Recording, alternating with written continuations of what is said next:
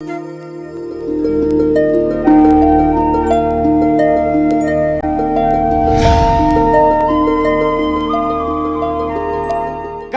ಪಾಲಿನ ಹೆಮ್ಮೆಯ ನಾಡಹಬ್ಬ ಕನ್ನಡ ರಾಜ್ಯೋತ್ಸವ ಮತ್ತೆ ಬಂದಿದೆ. ಆದರೆ ನಾಡಹಬ್ಬದ ಈ ಸಂಭ್ರಮ ಈ ಬಾರಿ ಕೇವಲ ಆಚರಣೆಗಷ್ಟೇ ಸೀಮಿತವಾಗುತ್ತೇನೋ? ಯಾಕೆ ಅಂದರೆ ನಾಡಭಾಷೆಗೆ ಕಂಟಕಪ್ರಾಯವಾಗುವ ರೀತಿಯಲ್ಲಿ ಕರುನಾಡಿನಾದ್ಯಂತ ಹಿಂದಿ ಭಾಷೆಯ ಛಾಯೆ ಮೂಡ್ತಾ ಇದೆ. ಸದ್ದಿಲ್ಲದೆ ಕನ್ನಡ ಭಾಷೆಯ ಸ್ಥಾನದಲ್ಲಿ ಗಟ್ಟಿ ನೆಲೆಯೂರ್ತಾ ಇದೆ ಹಿಂದಿ ಭಾಷೆ. ಕೇಂದ್ರ ಸರ್ಕಾರದ ವ್ಯವಸ್ಥಿತ ಹಿಂದಿ ಹೇರಿಕೆ ತಂತ್ರ ವಿಭಿನ್ನ ಕ್ಷೇತ್ರಗಳಲ್ಲಿ ಕಾಣಬಹುದು. ಅವುಗಳನ್ನು ಒಂದೊಂದಾಗಿ ನಿಮ್ಮ ಮುಂದೆ ಇಡೋದೇ ನಮ್ಮ ಉದ್ದೇಶ. ಅದರ ವಿಶೇಷ ಸರಣಿ ಕಾರ್ಯಕ್ರಮವೇ ಈ ಹಿಂದಿ ಹೇರಿಕೆ.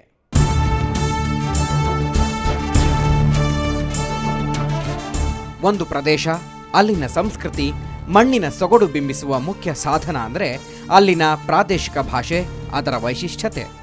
ಆದರೆ ನಮ್ಮದು ಹಲವು ರಾಜ್ಯ, ಹಲವು ಭಾಷೆ, ನಾನಾ ಜನಾಂಗ, ವಿಭಿನ್ನ ಸಂಸ್ಕೃತಿಗಳ ಸಮೃದ್ಧ ದೇಶ. ಸಹಜವಾಗಿ ಇಲ್ಲಿನ ವೈವಿಧ್ಯತೆ ಉಳಿಸಿ ಬೆಳೆಸಬೇಕಾದ ಜವಾಬ್ದಾರಿ ಕೇಂದ್ರ ಸರ್ಕಾರಗಳ ಮೇಲಿದೆ. ಇದನ್ನೇ ನೆಪವಾಗಿಟ್ಟುಕೊಂಡು ಅವು ಮಾಡ್ತಿರೋದು ಏನು ಗೊತ್ತಾ? ದೇಶ ಒಗ್ಗಟ್ಟು ಎನ್ನುತ್ತಾ ಕನ್ನಡಿಗರ ಮೇಲೆ, ಅದರಲ್ಲೂ ನಮ್ಮ ಮಾತೃಭಾಷೆ ಕನ್ನಡದ ಮೇಲೆ ಹಿಂದಿಯನ್ನ ಹೇರಿ ಒಡಕಿಗೆ ಕಾರಣವಾಗ್ತಾ ಇವೆ ಕೇಂದ್ರ ಸರ್ಕಾರದ ಕೆಲ ಧೋರಣೆಗಳು. ಈ ಚಿತ್ರ ನೋಡಿ. ಈ ಸಿಲಿಂಡರ್ ಮೇಲೆ ಹಿಂದಿ ಮತ್ತು ಆಂಗ್ಲ ಭಾಷೆಯಲ್ಲಿ ಕೊಳ್ಳುವಾಗಲೇ ಸರಿಯಾಗಿ ಪರಿಶೀಲಿಸಿಕೊಳ್ಳಿ ಅಂತ ಸುರಕ್ಷತೆಯ ವಾಕ್ಯ ಇದೆ.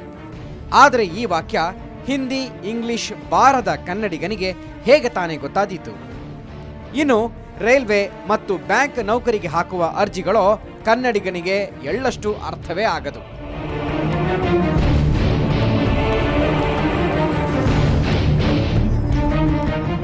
ಇದೆಲ್ಲ ಬಿಡಿ, ನಿಮ್ಮ ಮಗುನ CBSE ಸಿಲೆಬಸ್ ಇರೋ ಶಾಲೆಗೆ ಸೇರಿಸಿದ್ರೆ ನೀವು ಮನೆಯಲ್ಲಿ ಕನ್ನಡ ಹೊರತು ಬೇರೆ ಮಾತೃಭಾಷೆ ಮಾತನಾಡ್ತಾ ಇದ್ರೆ ಅಷ್ಟೇ ಕಥೆ. ಮಗುಗೆ ಕನ್ನಡ ಭಾಷೆ ಗಂಧ ಗಾಳಿ ಗೊತ್ತಾಗಲ್ಲ, ಮಗು ಕನ್ನಡ ಕಲಿಯಲ್ಲ. ಯಾಕೆ ಹೀಗಾಗ್ತಾ ಇದೆ? ನಮ್ಮ ನೆಲದಲ್ಲೇ ಕನ್ನಡಮ್ಮನಿಗೆ ಅನ್ಯಾಯವಾಗ್ತಾ ಇರೋದು ಹೇಗೆ? ಹೀಗೆಲ್ಲ ನಿಮಗೂ ಅನ್ನಿಸ್ತಾ ಇರಬೇಕಲ್ವಾ?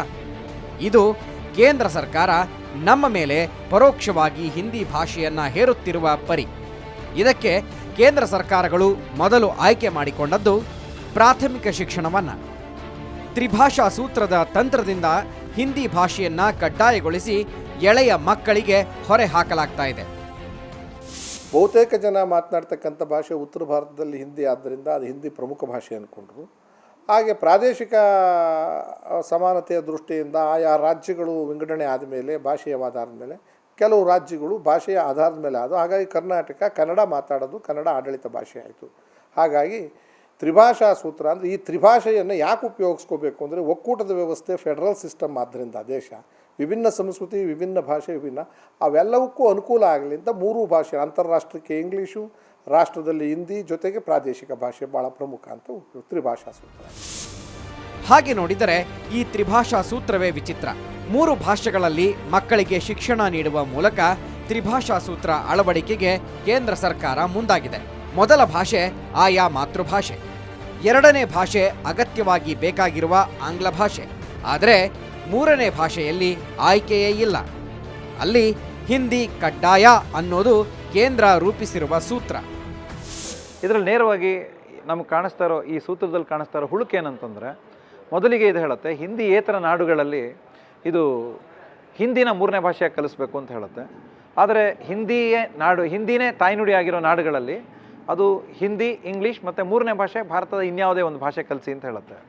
ಇಲ್ಲಿ ಹಿಂದಿಯೇತರ ನಾಡುಗಳಿಗೆ ಹಿಂದಿ ಒಂದನ್ನೇ ಯಾಕೆ ಆಯ್ಕೆಯಾಗಿ ಕೊಟ್ಟಿದ್ದಾರೆ? ಅದು ಭಾರತದ ಇನ್ಯಾವುದೇ ಭಾಷೆ, ಅಸ್ಸಾಮಿ ಕಲ್ತ್ಕೊಳ್ಬೇಕು ಅಥವಾ ಇನ್ನೊಂದು ಪಂಜಾಬಿ ಕಲ್ತ್ಕೋಬೋದು ಅನ್ನೋ ಅವಕಾಶ ಇಲ್ಲದೆ ಹಿಂದಿಯೇತರ ನಾಡುಗಳಲ್ಲಿ ಹಿಂದಿ ಮಾತ್ರ 3ನೇ ಭಾಷೆಯಾಗಿ ಕಲಿಬೇಕು ಅಂತ ಹೇಳುತ್ತೆ. ಆದರೆ ಹಿಂದಿ ನಾಡುಗಳು ಉತ್ತರ ಪ್ರದೇಶ ಆಗಲಿ, ಮಧ್ಯಪ್ರದೇಶ, ಅಲ್ಲೆಲ್ಲ ಏನು ಹೇಳುತ್ತೆ ಅಂತಂದರೆ ಹಿಂದಿ ಕಲ್ತ್ಕೊಳ್ಳಿ, ಇಂಗ್ಲೀಷ್ ಕಲ್ತ್ಕೊಳ್ಳಿ, ಬೇರೆ ಇನ್ಯಾವುದಾದ್ರು ಭಾಷೆನ ಆರಿಸ್ಕೋಬೋದು ಅಂತ ಹೇಳುತ್ತೆ. ವಿಶೇಷವಾಗಿ ದಕ್ಷಿಣದ ಒಂದು ಭಾಷೆನ ಆರಿಸ್ಕೊಳ್ಳಿ ಅಂತ ಹೇಳುತ್ತೆ.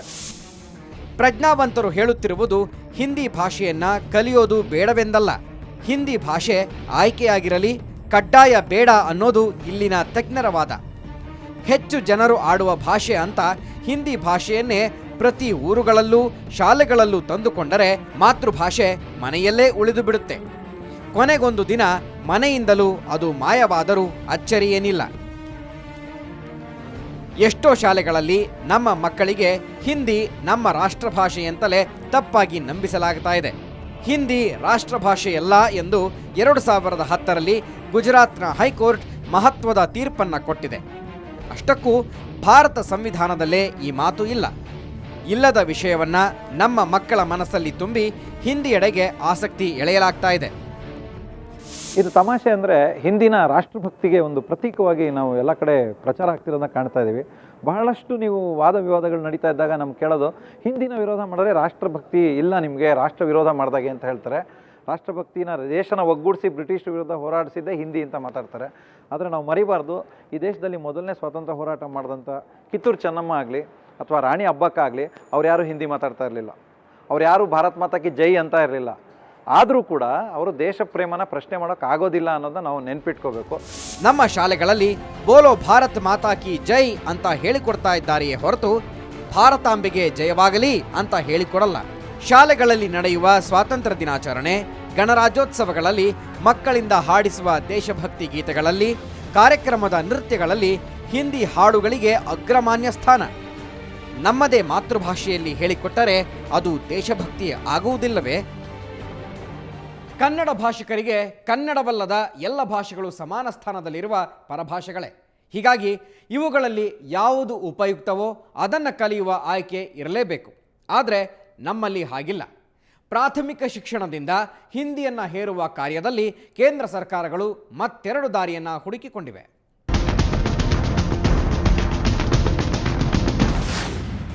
ಕನ್ನಡ ಭಾಷಿಕರಿಗೆ ಕನ್ನಡವಲ್ಲದ ಎಲ್ಲ ಭಾಷೆಗಳು ಸಮಾನ ಸ್ಥಾನದಲ್ಲಿರುವ ಪರಭಾಷೆಗಳೇ. ಹೀಗಾಗಿ ಇವುಗಳಲ್ಲಿ ಯಾವುದು ಉಪಯುಕ್ತವೋ ಅದನ್ನು ಕಲಿಯುವ ಆಯ್ಕೆ ಇರಲೇಬೇಕು. ಆದರೆ ನಮ್ಮಲ್ಲಿ ಹಾಗಿಲ್ಲ. ಪ್ರಾಥಮಿಕ ಶಿಕ್ಷಣದಿಂದ ಹಿಂದಿ ಹೇರುವ ಕಾರ್ಯದಲ್ಲಿ ಕೇಂದ್ರ ಸರ್ಕಾರಗಳು ಮತ್ತೆರಡು ದಾರಿ ಹುಡುಕಿಕೊಂಡಿವೆ. ನಮ್ಮ ಕನ್ನಡ ಪ್ರೇಮ ಕೇವಲ ಕನ್ನಡ ರಾಜ್ಯೋತ್ಸವದಂದು ಮಾತ್ರ ಸೀಮಿತವಾಗಿದೆಯಾ? ಕನ್ನಡ ಕಟ್ಟುವಲ್ಲಿ ಹಿಂದೆ ಬಿದ್ದಿರುವ ನಮ್ಮ ದೌರ್ಬಲ್ಯವೇ ಇತರ ಭಾಷಾ ಹೇರಿಕೆಗಳಿಗೆ ಅವಕಾಶ ಮಾಡಿಕೊಟ್ಟಿರೋದೇ ಇದಕ್ಕೆ ಸಾಕ್ಷಿ.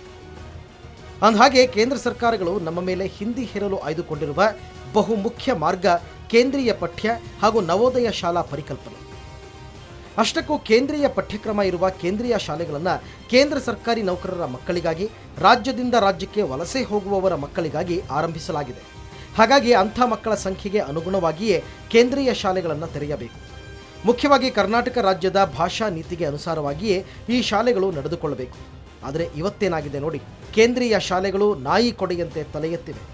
ಇಲ್ಲೆಲ್ಲ ಇಂಗ್ಲಿಷ್ ಜೊತೆಗೆ ಹಿಂದಿ ಕಲಿಕೆಯು ಕಡ್ಡಾಯವೇ. ಕೇಂದ್ರೀಯ ಶಾಲೆಗಳಿಗೆ ನಿರಪೇಕ್ಷಣಾ ಪತ್ರ ನೀಡೋದಕ್ಕೆ ರಾಜ್ಯ ಸರ್ಕಾರ ತನ್ನದೇ ಕೆಲವು ನಿಯಮಗಳನ್ನು ಮಾಡಿಕೊಂಡಿದೆ. ಅವುಗಳಲ್ಲಿ ಮೊದಲನೇದಾಗಿ 1ರಿಂದ 5ನೇ ತರಗತಿವರೆಗೆ ಕಡ್ಡಾಯವಾಗಿ ಮಾತೃಭಾಷೆ ಅಥವಾ ಕನ್ನಡ ಮಾಧ್ಯಮ ಹೊಂದಿರಬೇಕು.